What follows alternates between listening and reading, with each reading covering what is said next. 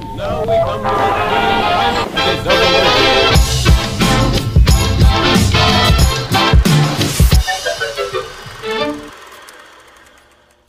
Gawa tayo ng cookies and cream ice cream. Good evening mga kamamsi ko dyan. Meron tayong biscuit dito na Oreo. Chocolate flavor po ito mga kamamsi. Dito sa amin, napakainit ng panahon mga kumare ko.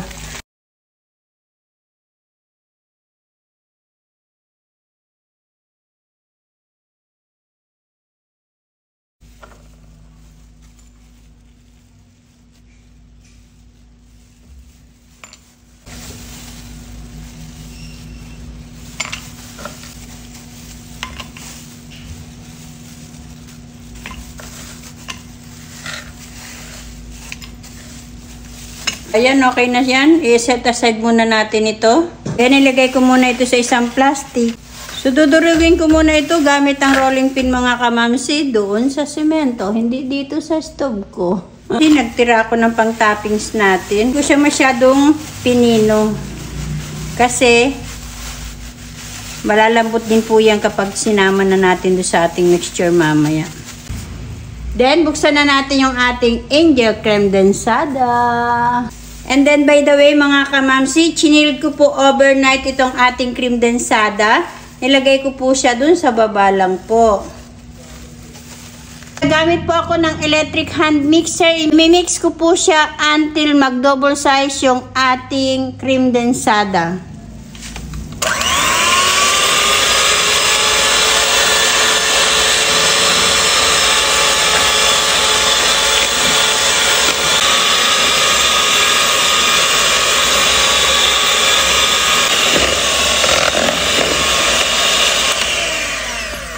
So, ayan na double size na yung ating cream densada. Ilagay na natin yung pinaka-palaman ng ating Oreo. Pautay-utay na maglagay tayo ng Oreo na biscuit. Magtira tayo ng ating pang-toppings.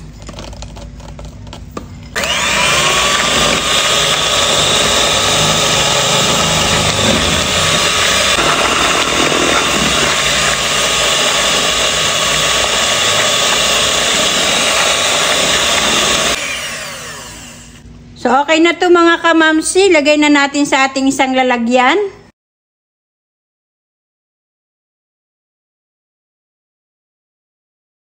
Putol-putulin nyo lang yan.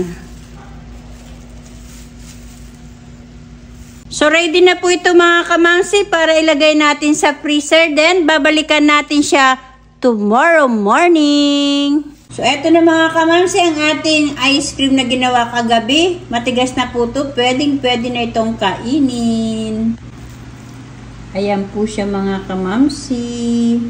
So, eto na mga kamamsi. Tikman na po natin ang ating ginawa na ice cream kagabi. Kain po mga kamamsi.